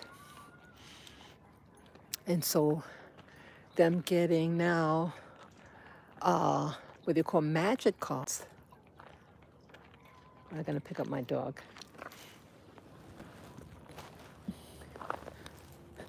To get a magic card, because there are dogs in this neighborhood. Get a magic card and using it to buy AR style weapon. And they don't have to be, what do you call it, a check? No back check. You could be a gang leader in your country. What if they're using that they can bring the weapons to Haiti? Yeah, do you think they might be doing that? Send the weapons, because they got it legally, right? They're getting them legally because they have a federal card for protection, and they were given permission to buy the weapon. They can take that and maybe bring it to their country, Haiti, our people, why make it so easy for them to get it? They're making it very cozy for them to get weapons. And if that demographics is doing it, you don't think any other group is doing it? The people from Venezuela? They have all those gangs. Oh, it just dawned on me now. With the magic card, maybe the Venezuelans are getting the what do you call it, the electric bikes, motorcycles, motorbikes. Maybe they got the same magic card and they buying the motorcycles. But it's really something, again, how the system doesn't work the same for Americans. If these Americans, okay, hello. See, the people here are nice. They're doing it very nice here.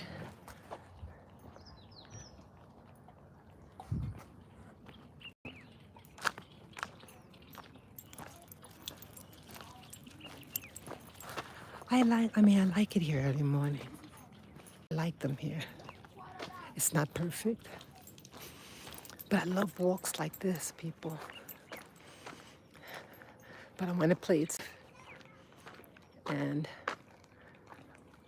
part of me feels that to get two residencies, if anything is here, because again, whatever happens in America, I think will affect here. That's just my feeling. That's just how I think. I want my backup. So maybe. Hello. Hi. So I want to have get another residency card, an additional one, just in case people. Yeah. I want to play it smart. I don't feel. I mean, I like it here. It's right back. I mean, I like it here, but there's concerns I have about this place. Yeah. So it's beautiful. It's absolutely beautiful, people.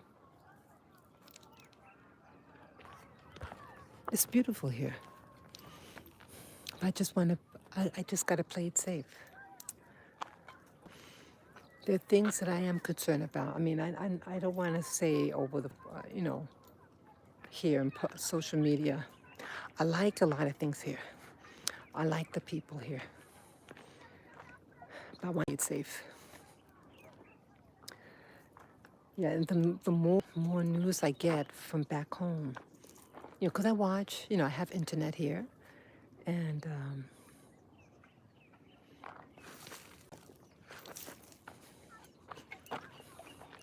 yeah, I watch the internet, YouTube, and I'm concerned. I'm scared. When I get scared, I want to run. Yeah. So I just feel that people, if, there's not a limit of money. When money is printed out, it brings a recession. It brings chaos. Someone has to pay the bill. So right now, people, the migrants are having their honeymoon, okay? They're having their honeymoon. And the honeymoon doesn't last forever. And you're gonna have the waiter come by and say, okay, it's time to pay your bill.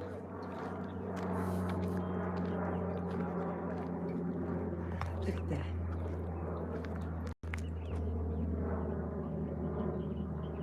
These are bricks for houses.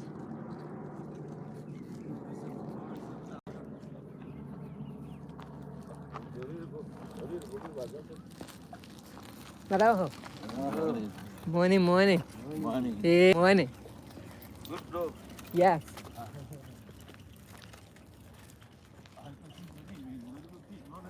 Yeah, this is a beautiful morning, people. They're making bricks and using that dirt. I want to learn how to do that. Yeah, I want to learn how to do that, make bricks. I want to learn how to basic, what do you call it? Basic training, life training. Yeah, survival training, that's the word, survival training. Yeah. Because you all know, this is Rwanda, and you know what happened almost 30 years ago. I don't want that to happen to me. And I want to know how to survive if there's no electricity. You can't get your water. You can't like wash your clothes with with your wash machine. Cooking gets more challenging. You have to get wood. Yeah. Honey, I'm gonna get prepared. Yeah, matches. Matches. I haven't seen matches here. I don't know how people light a fire. Look at that. Beautiful.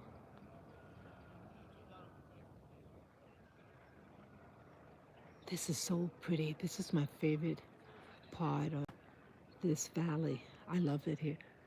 I love this road. And that's a house behind there.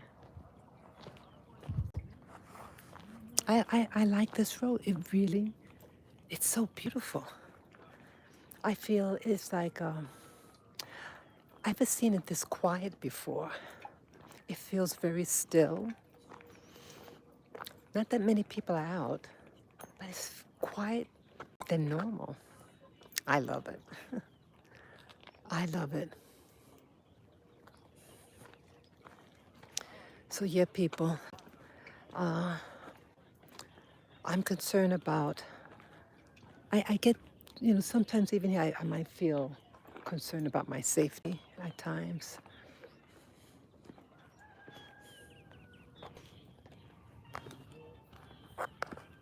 Marajo. Yeah, I usually just say hello to the people. They're pretty cool. I like them.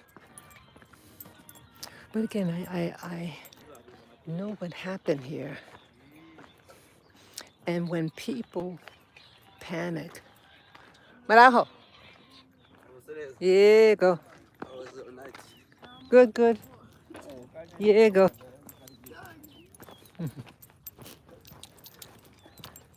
Yes, things are changing. So I'm just keeping focused where I'm walking. Yeah. Marajo. Yeah. Marajo means hello. Yeah. It is beautiful today. Wow. It's a different energy today. It feels good. Yeah, I like Rwanda. I'm still grieving about what happened to me, with my dog, my other two dogs.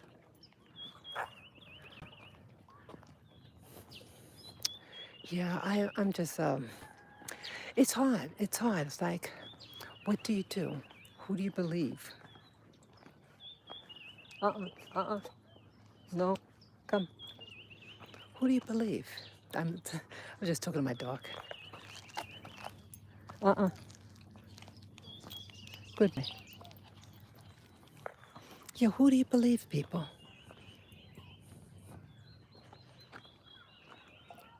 The world is changing for everybody. What happens in America will affect everywhere else. I can't see how someone can give someone a debit card with unlimited supply of money, and then you wonder who's going to pay the bill. They are bringing America to economic collapse, people. I know what they're going to try to do. Economic collapse. Someone's saying something. Let's see. Where are you now? If I'm watching you, but I'm in oh, you're in Kigali. We also like you as you do for us. Oh, thank you. Thank you for your compliment. Yeah. Hello, Rwanda. It's someone from Rwanda. Yeah, I read out the messages because, when I play it back at home, I don't get the comments. Yes, I don't know what's being said. For whatever reason, it doesn't show up on on when it's being played back. So I read it so I know what's being said. Yeah, I live in Kigali. Yeah, I live in Kigali. And yeah, that's where I am right now. Kigali, Rwanda. I love it here. I mean, I like it here. Let's see. Uh, let's see. I gotta go the other way.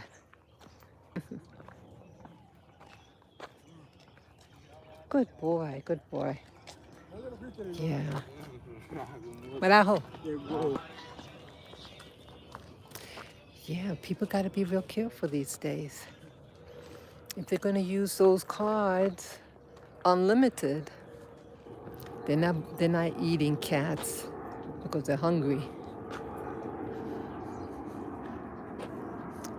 If it's unlimited, they can buy food and the motorbikes, and they have it using against you. And the plan is get it to an economic collapse throughout the states. So the state has to rely on the federal government. The states would then have to depend on the federal government. And if the current administration wins the election, then they're going to probably do say, oh, well, if for you to get federal money, then you have to allow certain lifestyles. You have to bring in more illegals. They're going to screw you over. That is the plan. And then when that is maxed out, when the federal government can't pay its bills, guess what? Well, did you know that China owns a lot of the property here? They own a lot of the bonds, the American bonds. They own a lot of them. They could say, pay up, America, pay the bond. They own a lot of the infrastructure in America. Yes, people. And then, so what would happen then? You can't pay up, so then you become the slave. Did you hear me right? The migrants, the illegals, they're just there for a purpose, to make you choke. But it's the people who are citizens will then have to pay the bill. Those illegals could race back home to their home country. They got the money card, they cash it, go back to the country rich.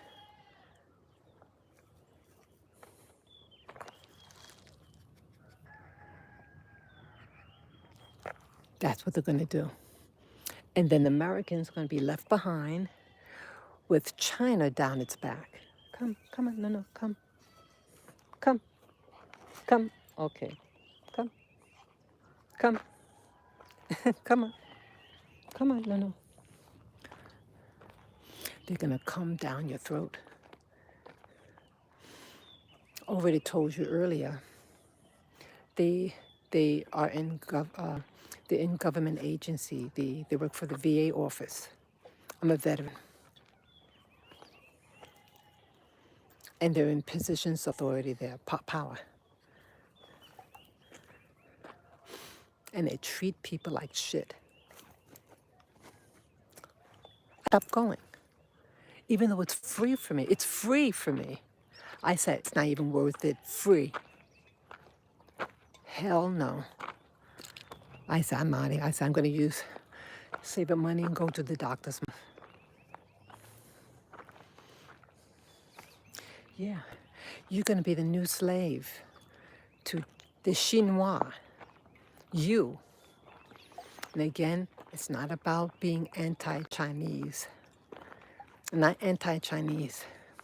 I'm anti-communist. And you know what else that's being done? Some of them are sending people, women from China. They go to the colleges here, the Ivy League schools here. And they're having you marry them.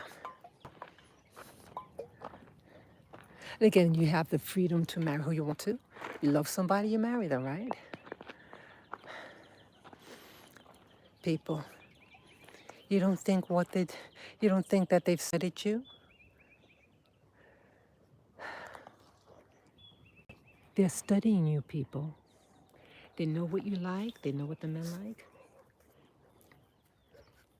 And they're having them, men, marry some of these people, spies, and you men fall for it. You fall for it. Come, you're falling for it. Get it inside. They study your habits. They infiltrate your community. They infiltrate you. They are infiltrating your community with these women. They're real quiet, right? Real quiet. They're smart. They have jobs because they're hired from these Ivy League schools. They study your policies, government, technology. They're studying your technology. Get jobs in these companies, these techie companies, IT companies.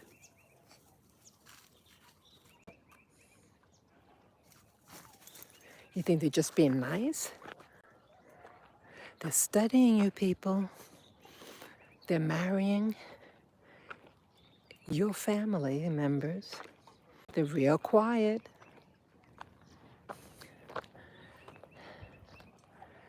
They're gonna spring it on you people. I can't believe it. This one person was telling me that they married someone from China. They were in the US for 3 years and married this American fellow. And the American fellow was saying, I can't stop thinking about her. This guy, it's like he's being brainwashed. Yeah, I don't know what type of magic they're being using on these guys. I can't stop thinking about her. I gotta marry her. Please. Guys, you're being fooled.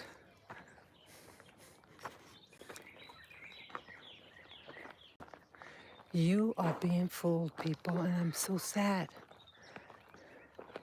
Even in the Bible, how did they get Samson? They placed Delilah beside him to screw him over. They're studying you. Yeah, I started to see in New York City a trend of East Asian women with American men. It was like all of a sudden. But now it makes sense. It makes sense. They're infiltrating every aspect of American society, every community.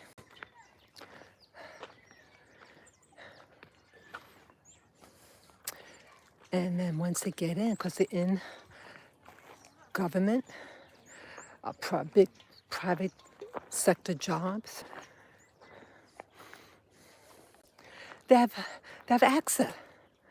People, a Trojan horse. A Trojan horse is at play. Marajo.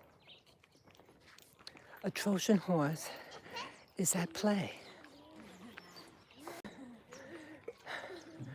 You are falling for people.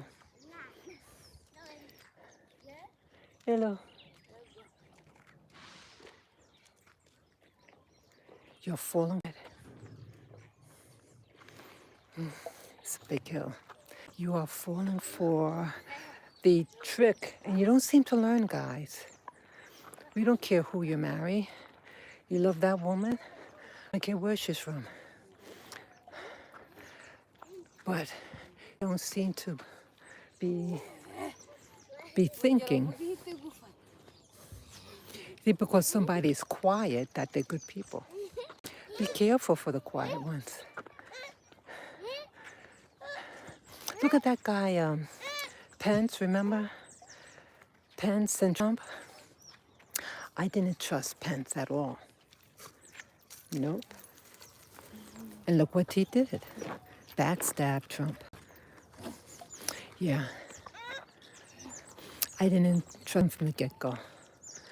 I said, something about him. Yeah. Yeah, he's real quiet.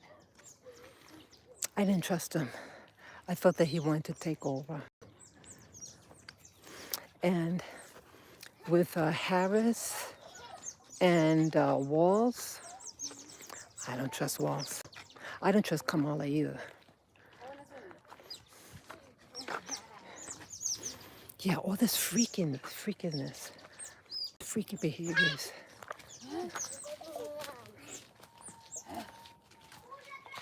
Yeah. All this freaky behavior. See, they're destroying the culture from the inside out. They'll tell you you're not a man or a woman, right? And you're having some of the people who are confused about their gender. Remember one of the shootings? What was that? That was a person who didn't know who they were.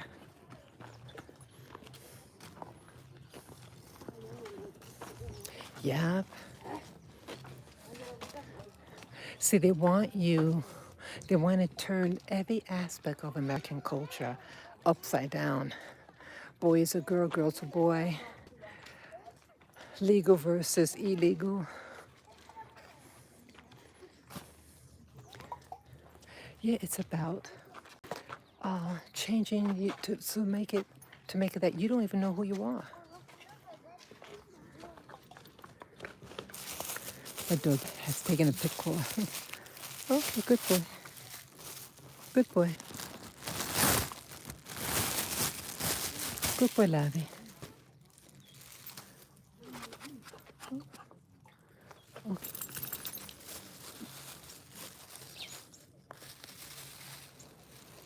Okay. Sorry, I have to pick up after my dog.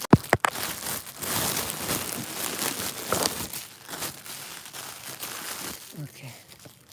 Sorry.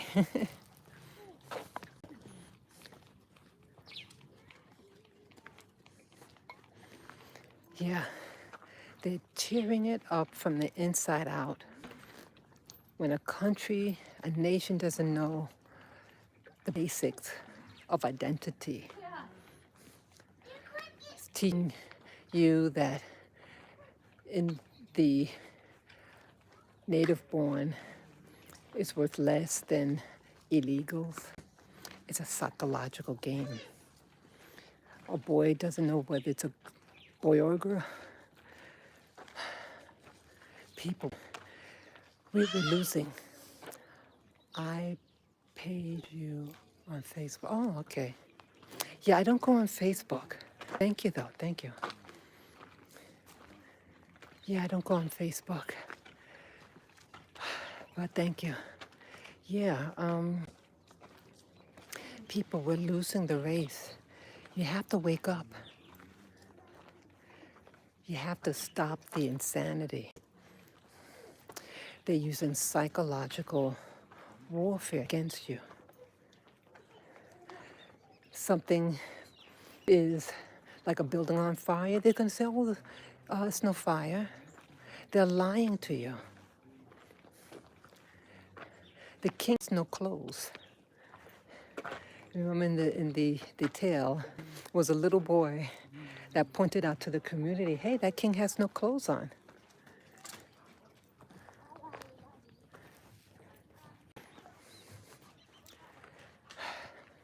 Yeah, catching my breath.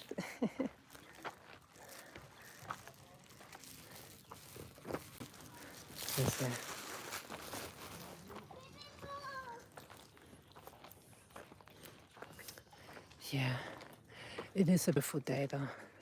Mamuti.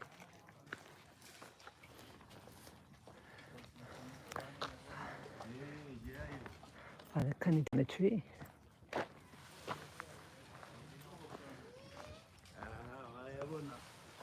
Wow.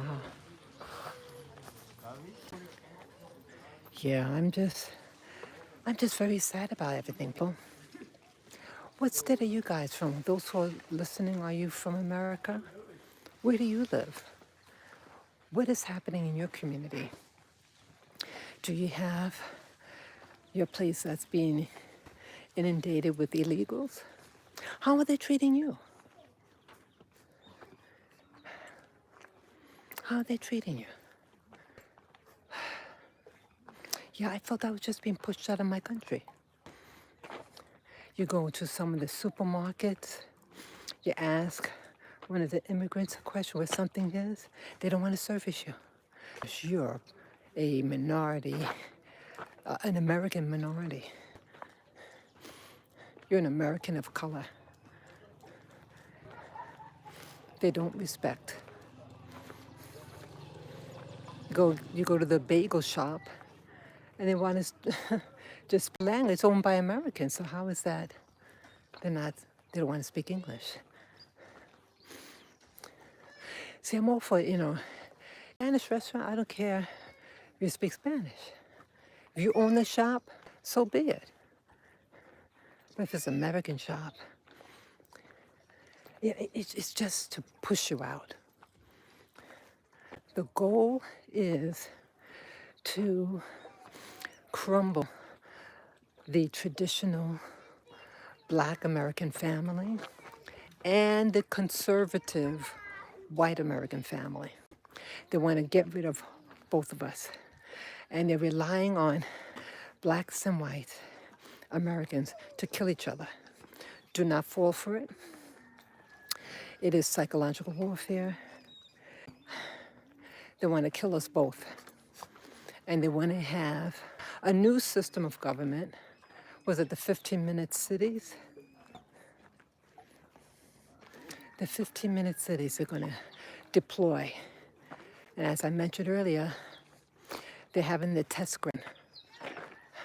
Hawaii. The town of Lahaina was a major economical town in Maui.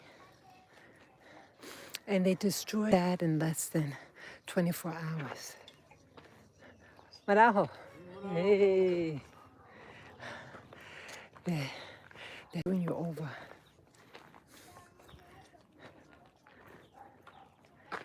They took it. They destroyed the whole thing. They did not give any of those residences of Hawaii vouchers, debit cards, and it's expensive there. I couldn't afford to continue living there. I used to live in Hawaii, in Maui, in Lahaina, that top down. I lived near the banyan tree. Oh yeah, it's a beautiful town, tourist town. Actually, tourist section. Yeah, they're gonna make it into, you're making it that the locals, they're not doing anything. They're not, the government there is doing much for the recovery of Lahaina. And they're extending their diligence because you only have so much money. The people who live there, who lost their homes, because your house burnt, doesn't mean that you stop paying your mortgage. That's right, people. You had a mortgage, you have to pay that mortgage. And you get into economic debt, and then you're forced to sell to whoever, and you'll get pennies on the dollar.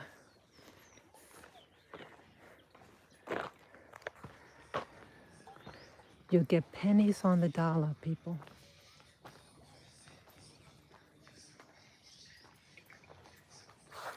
You get pennies. And that's what they're waiting for. So they get the land cheap from the people there. They get it real cheap. I'm going to pick you up, baby. I'll pick him up. Hi. Hey, baby. Just... Hello. Sorry. Yeah, people, they're waiting, they're dilly-dallying so that the landowners there in Lahaina are forced to sell. And once it's, who's buying the property? Well, probably corporations. The Chinois, you don't think the Chinois is going to be there?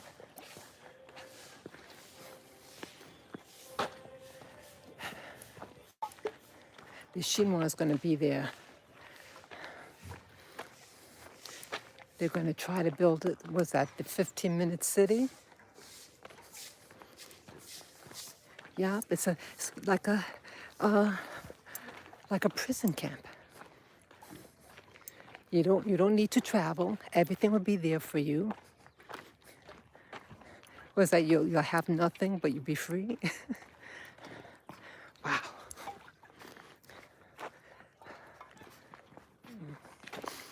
Well, I'm really stressed out with this.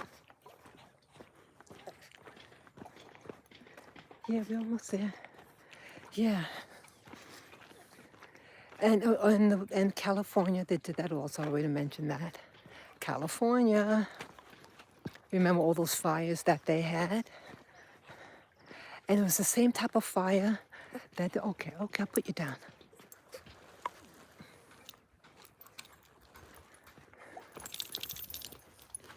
Yeah, the same type of fire that they had in Hawaii, they had in California. Yeah, they want to make California one of those states, 15-minute city. They burnt down whole communities in California. And these were upper middle class, upper middle, thriving communities. But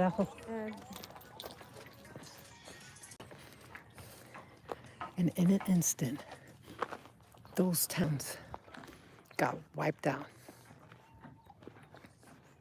Yeah, they do. See, they want to see what your reaction is, as I mentioned earlier. They want to get away with murder. Oh, it's dry season. Oh, yeah. No, you are using those microwaves to zap.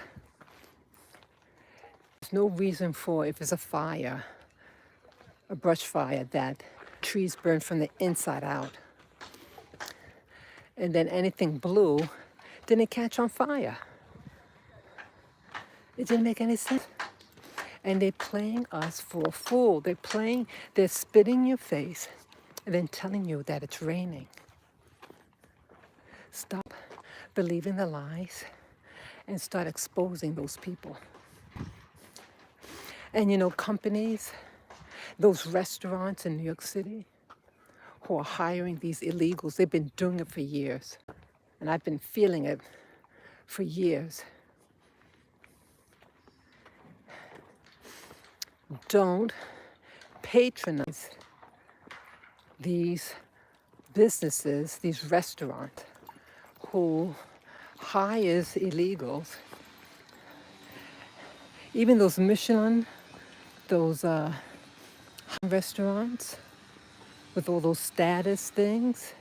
Well, I think Michelin, I forget, I'm not sure the pronunciation, but they get a special status, these restaurants, being all that. But look who they hire. See, they're getting cheap labor, but they still charge you a lot of money for that food. Honey, if you're not even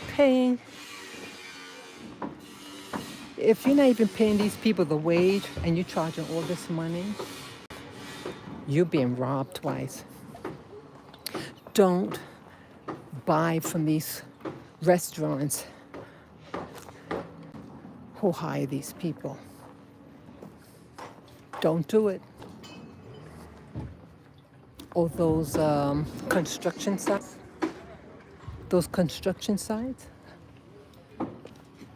Some of them is all these people from south of the border. No is spoken. I said, look at this. This was recent when I was there in 2023. There's a lot of construction work being done in New York City. And yeah, they get away with it. They get away with it.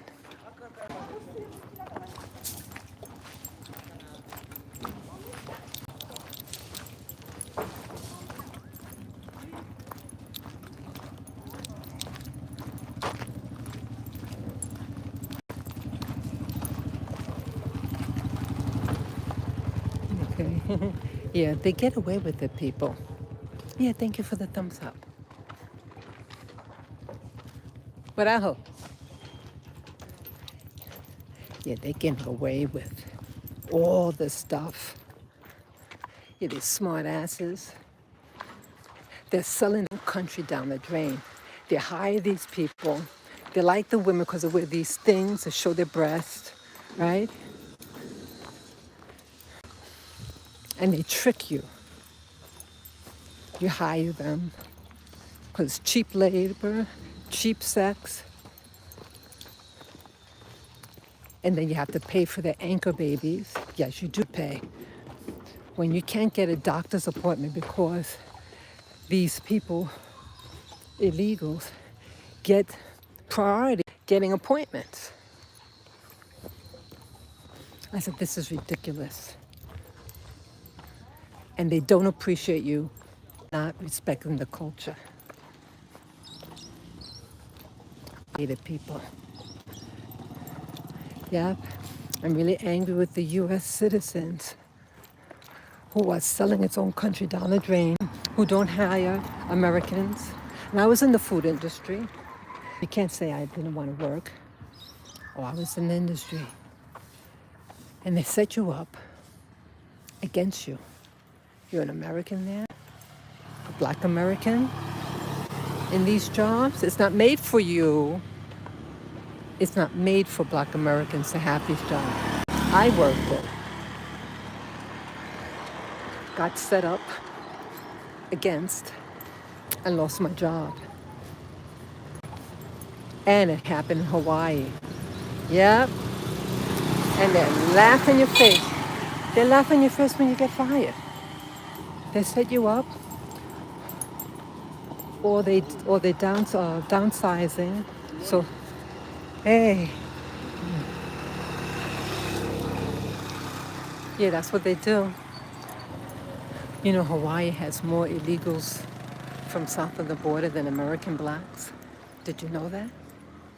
See, when you sin against your own people, boom, sometimes poo-poo happens. And look what happened. Look what happened in Hawaii. See, you can only do so much. When you do dirt will come back to you. And I feel badly about the innocent people of Hawaii. You have some good people in Hawaii. But you have a lot of questionable people and hiring people, illegals, to save money. And you could come from anywhere from Asia, East Asia, or Southeast Asia to Hawaii, and they treat you like you're local. Yeah, they're selling you out, people. They're selling you out. I love America. I love my country. But I didn't like the mess. And I felt I was being pushed out. I was being pushed out of my country.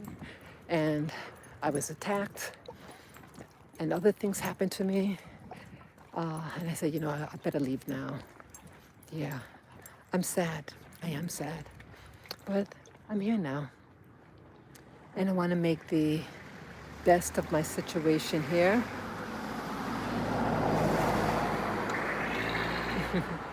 I want to do my best here. So, yeah, that's all that I have to say. I know I said a lot of things. Yeah, I love America. Please pray for my country. Please pray for the safety of the legal residences, the U.S. citizens there. because we need it. We need it badly. So, yeah, people, if you feel really endangered, maybe you should leave and come back later on. Okay? I'm just being real. If it becomes too dangerous for you, you may have to leave. And I know that's what they want you to do.